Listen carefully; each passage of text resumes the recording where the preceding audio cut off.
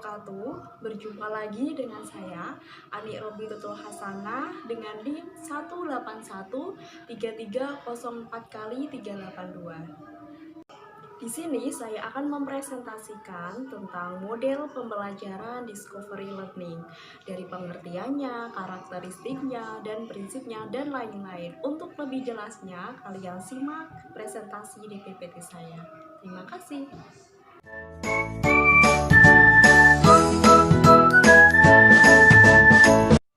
Di dalam pembahasan model-model pembelajaran Discovery Learning, di sini saya ada 7 sub pokok bahasan.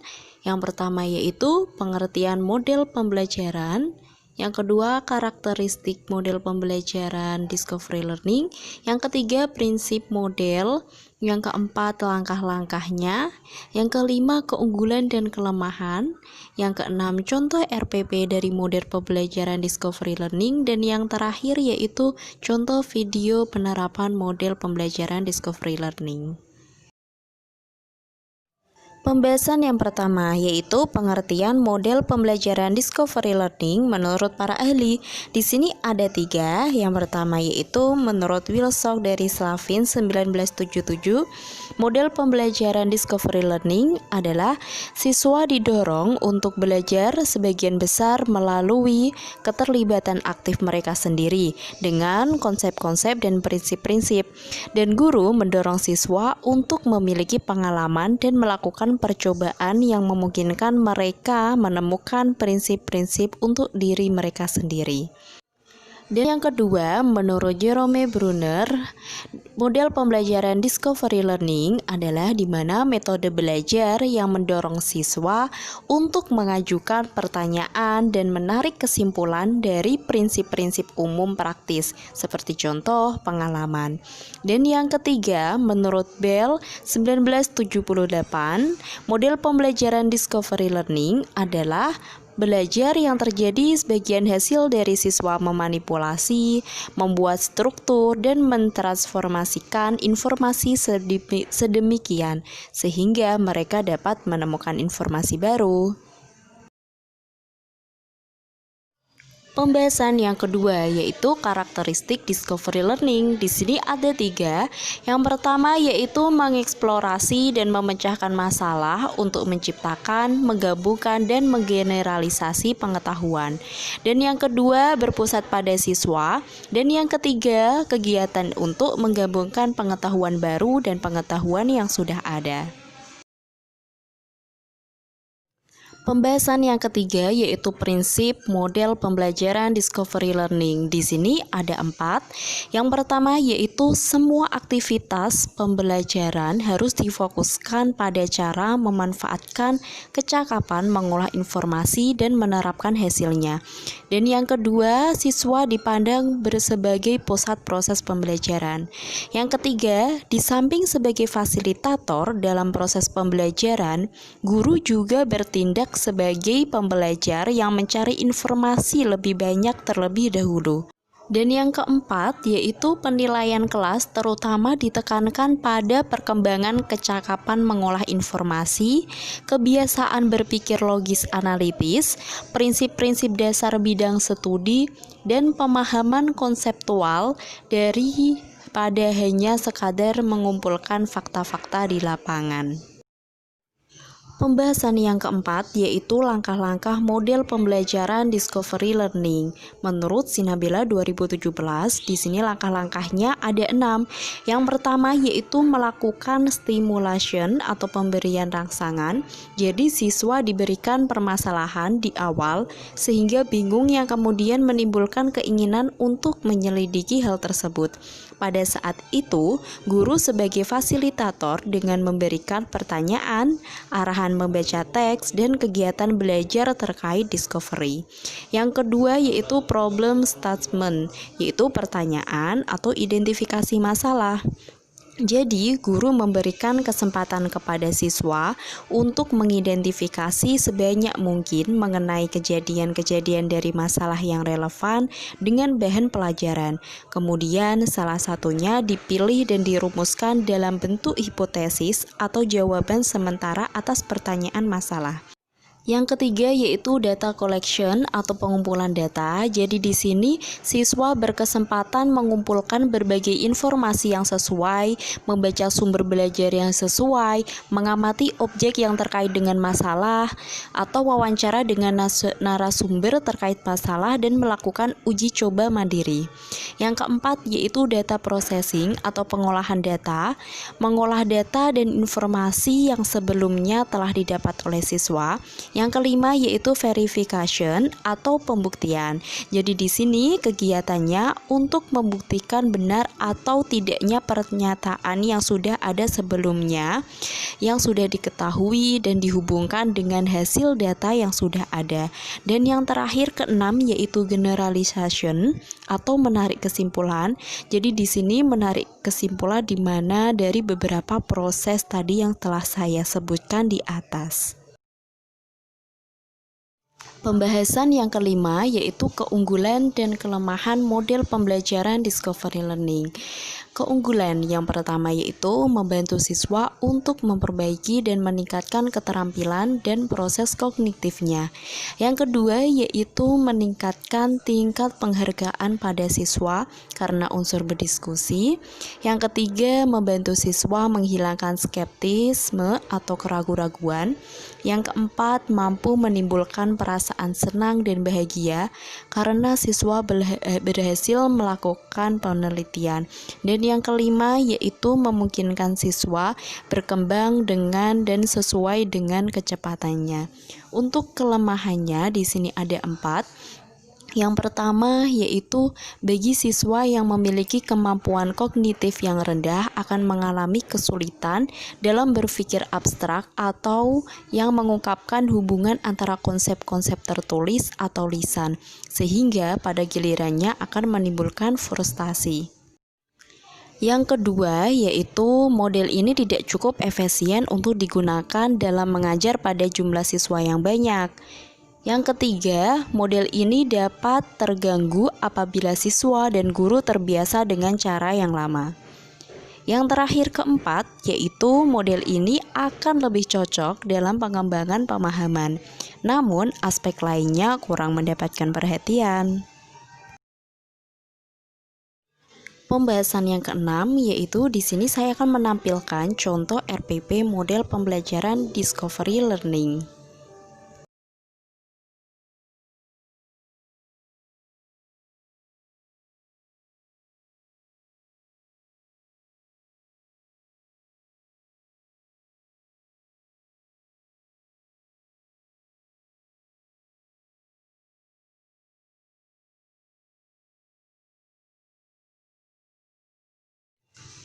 Untuk pembahasan yang nomor 7, di sini saya akan menampilkan video tentang pelaksanaan pembelajaran dengan menggunakan model pembelajaran discovery learning.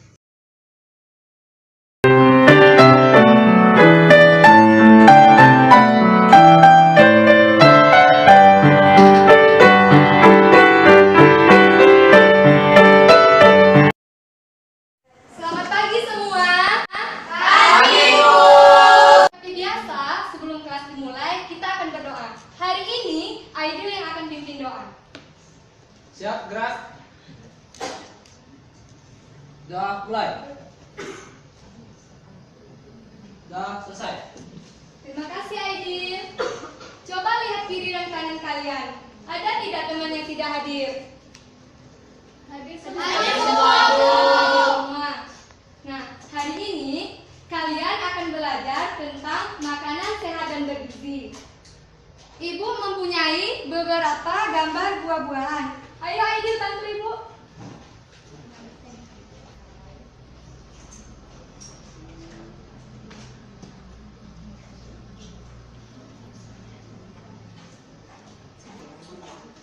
Sudah tahu kan ini gambar apa? Sudah tahu. Ibu akan menayangkan sebuah video. Kalian amati dan dengar ya. Ya, Bu. Pepaya, mangga, pisang, jambu dibawa dari pasar minggu. Di sana banyak penjualnya, di kota banyak pembelinya. Pepaya, buah yang berguna. Bentuknya sangat sederhana, rasanya manis tidak tawar, membikin badan sehat segar. Pepaya, jeruk, jambu, rambutan, durian, duku, dan lain-lainnya. Marilah, mari kawan-kawan semua membeli buah-buahan. Sudah tahu kan lagunya? Sudah, Bu. Ayo kita nyanyi sama-sama. Pepaya, mangga, pisang, jambu, dibawa dari pasar minggu. Di sana banyak penjualnya, di kota banyak pembelinya. Pepaya, buah yang berguna, bentuknya sangat sederhana, rasanya manis tidak tawar, membikin badan sehat segar. Pepaya, jeruk, jambu, rambutan, durian, duku, dan lain-lainnya. Marilah, mari kawan-kawan semua membeli buah-buahan. Ya, pintar. Kekayaan alam di Indonesia banyak sekali tanaman. Salah satunya adalah buah-buahan. Siska, buah apa saja yang Siska ketahui? Rambutan, duku, jambu. Wah, banyak ya. Esti, berasal dari daerah mana? Kumpe, Bu. Nah, di Kumpe ada apa saja? Banyak rambutan, banyak duku, dan banyak durian. Nah, kalau di tempat Aidil? Ada rambutan, Bu. Wah, rambutan enak ya? Iya, Bu. Nah, sekarang kalian nyanyikan lagu tadi dengan teman sebangku kalian. Dan selanjutnya kalian melakukan penilaian dengan menukarkan buku kalian dengan pasangan. Ayo, tukarkan. Nah, misalnya, perhatikan dulu. Misalnya, ketika Esti sedang bernyanyi, Septilia mengamati dan menilai di buku Esti. Begitu sebaliknya. Ayo semua. Iya, Bu. Pepaya, mangga, pisang, jambu, dibawa dari pasar minggu. Ayo lihat di sana banyak penjualnya, di kota banyak pembelinya. Pepaya, buah berguna, bentuknya sederhana, rasanya manis tidak tawar. Ibu, ini contohnya menyanyikan lagu dengan cara yang benar. Nah, kalau Aidil sudah menyanyikan dengan benar, kamu lagi. Leni, kamu centangnya di sini ya. Nah, kalau tidak di sini.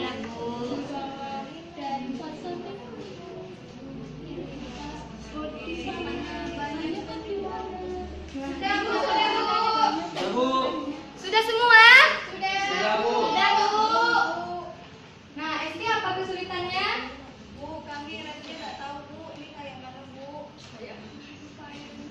Nah, ada yang tahu ref lagu tadi? Tahu.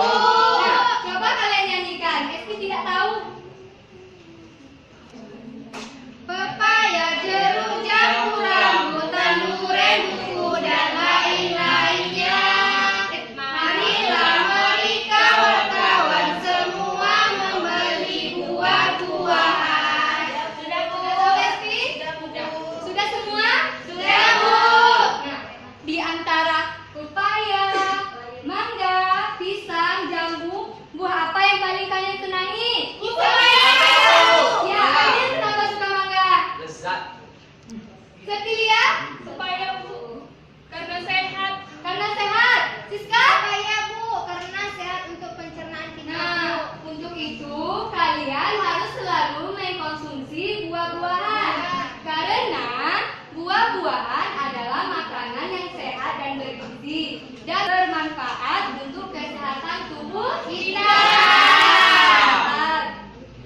Nah, tadi kalian telah mengetahui beberapa jenis buah-buahan. Sekarang kita akan membuat minuman sehat dari teh dan lemon. Sebelumnya, Ibu akan membagikan kalian menjadi 3 kelompok. Ya, Bu. Di sini kelompok 1, kelompok 2, dan kelompok 3. Ayo, perwakilan kelompoknya maju ambil peralatannya.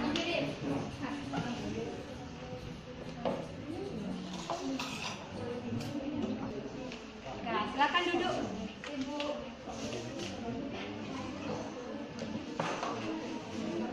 Sebelum kalian buat, sekarang buka bukunya halaman 31. Ya, Bu. Di sana ada petunjuk cara membuat minuman teh dan lemon. Sekarang kalian buat teh dan lemonnya sesuai dengan petunjuk yang ada di buku. Ayo semuanya kerjakan. Ya, Bu. Bu, Iya, Siska. jeruknya dimasukin, diperasin atau Ya, jeruknya nih Ibu ajarin ya. Jeruknya diperas. Nah, pintar. Nah, itu aduk ya, Bu. Ya. Lagi. Sudah, Bu. Sudah, Bu. Sudah semua? Sudah, Bu. Nah, ayo pilihan Desti maju. Ceritakan pada teman-temannya.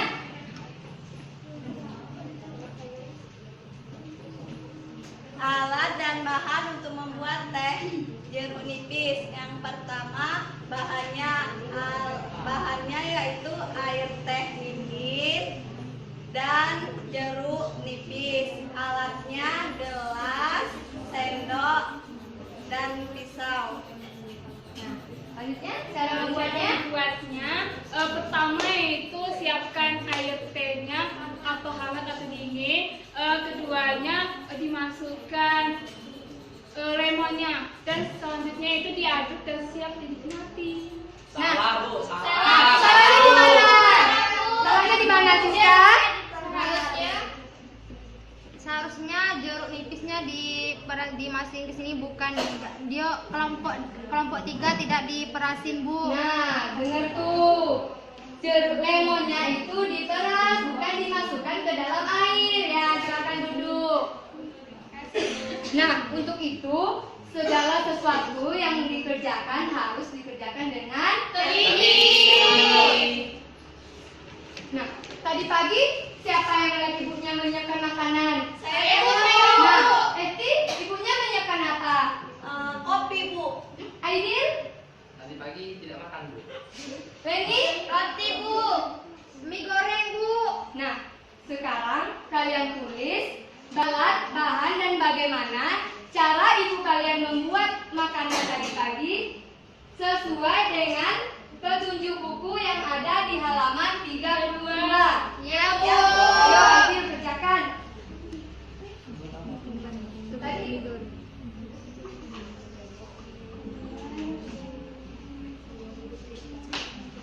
Ibu sudah, Bu.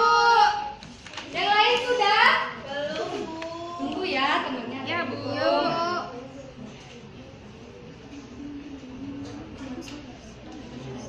Sudah, Bu. Kelompok Aidil sudah? Belum, Bu. Sudah, Bu. Sudah, Bu. Nah, sudah selesai semua? Sudah. Sekarang buka halaman berikutnya.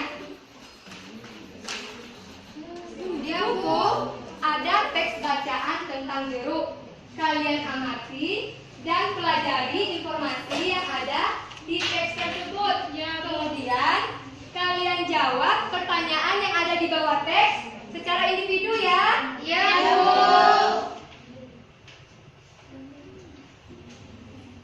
Siska, baru sampai mana? Paragraf 2, Bu. Ini digaris bawahi ya. Nah, untuk Siska, anak-anak perhatikan dulu. Ya, Bu. Untuk Siska dan semuanya, garis bawahi kalimat yang penting agar kalian mudah untuk menjawab pertanyaan yang ada. Ya, Bu. Ngerti, Bu.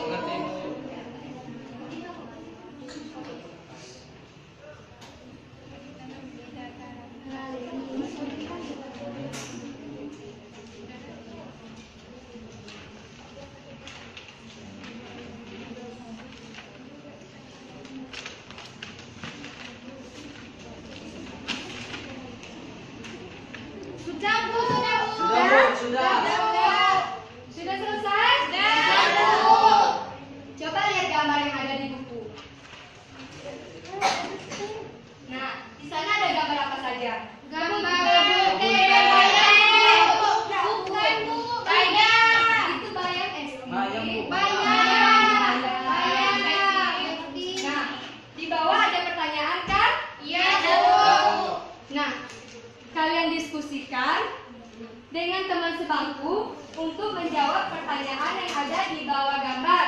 Sebelumnya, kalian pilih salah satu gambar yang ada di buku. Iya, Bu. Ya, dan kemudian kumpulkan laporannya ke Ibu ya. Iya, Bu. Ibu, yang nomor 2 gimana? Coba baca soal nomor 2. Teknologi atau alat apa yang digunakan pada proses produksinya? Nah, siapa yang sudah selesai nomor 2? Kelompok ini, Bu. Siska? Yang kalau bayam, Bu, proses produksinya itu adalah pertama kita penumpukan batu. Nah, kasih tahu ke Lia ya, jadi tidak kebingungan mencari jawabannya. Yang kedua campur alat untuk proses. Sudah Bu. Sudah, Bu. Sudah Bu. Selesai, kumpulkan. Ya, Bu.